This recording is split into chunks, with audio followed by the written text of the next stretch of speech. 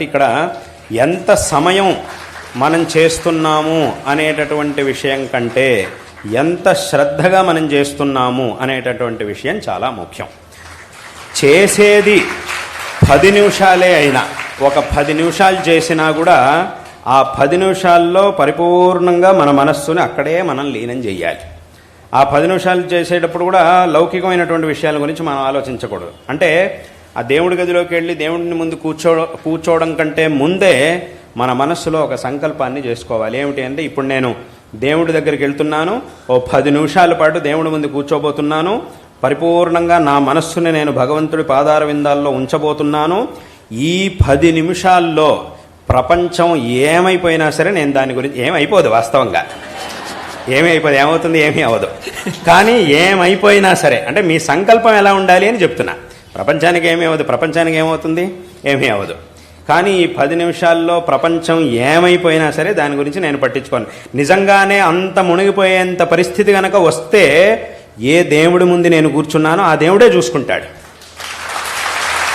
ఆయనే దీన్ని చూసుకుంటాడు. ఎందుకంటే నేను ఉంటున్నది దేవుడి ముందు. ఆయన సంకల్పం లేదు అనంటే ఏమీ జరగదు కదా. కాబట్టి ఏదైనా జరగాల్సి ఉన్నా కూడా ఆయన సంకల్పం. కాబట్టి నిజంగా జరగాలి అని కనుక ఆయన సంకల్పం ఉంటే నేను కాదనుకున్నంత మాత్రాన అది ఆగదు.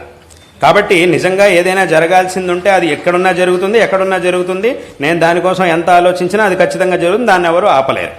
కాబట్టి ఈ 10 నిమిషాల పాటు మాత్రం నేను ఏ విషయాల్ని ఆలోచించను. మళ్ళీ 10 నిమిషాలు అయిన తర్వాత మళ్ళీ బయటికి రానే వస్తాను. వచ్చిన తర్వాత మళ్ళీ ఈ విషయాలన్నింటి గురించి ఆలోచించడం, చదువు, ఉద్యోగం, ఈ విషయాలన్నిటి గురించి కూడా ఆలోచించడం అనేది ఉండనే ఉంది ఆ 10 నిమిషాలు. కానీ ఈ 10 నిమిషాలు మాత్రం నేను ఏ విషయాల్ని పట్టించుకోను అని దృఢంగా సంకల్పం చేసుకోవాలి. ఎందుకు సంకల్పం చేయాలని అంటున్నాను అంటే, సంకల్పానికి చాలా బలం ఉంటుంది. సంకల్పం అనేది ఎంత బలంగా ఉంటుందో ఆ తర్వాత పని అంత బాగా జరుగుతుంది. కాబట్టి అన్నిటికీ కూడా ఈ సంకల్పం అనేది మూలం. ఎంత దృఢమైనటువంటి సంకల్పాన్ని మనం పొందుంటామో పని అంత బాగా జరుగుతుంది, అంత చక్కగా మనం పనిని చేయగలుగుతాం. కాబట్టి ఇప్పుడు ముందే ఇలా ప్రతిరోజు ఆ 10 నిమిషాల పాటైనా భగవదారాధన చేయడం కంటే ముందే సంకల్పాన్ని దృఢంగా చేసుకోవాలి. చేసుకుంటే గనక ఇప్పుడు ఇవాళ కాకపోయినా, రేపు కాకపోయినా, ఎల్లుండి కాకపోయినా కొన్ని రోజుల్లోనే ఈ పరిపూర్ణమైనటువంటి దృష్టిని భగవంతుడి మీద ఆ 10 నిమిషాల్లో పెట్టి చేయగలిగేటటువంటి సామర్థ్యం మనకు వస్తుంది. మన బుద్ధి తప్పకుండా అక్కడ నిలుస్తుంది, అందులో ఏమాత్రం సందేహం లేదు. కాబట్టి అందరూ కూడా ఇలా చేయాలి.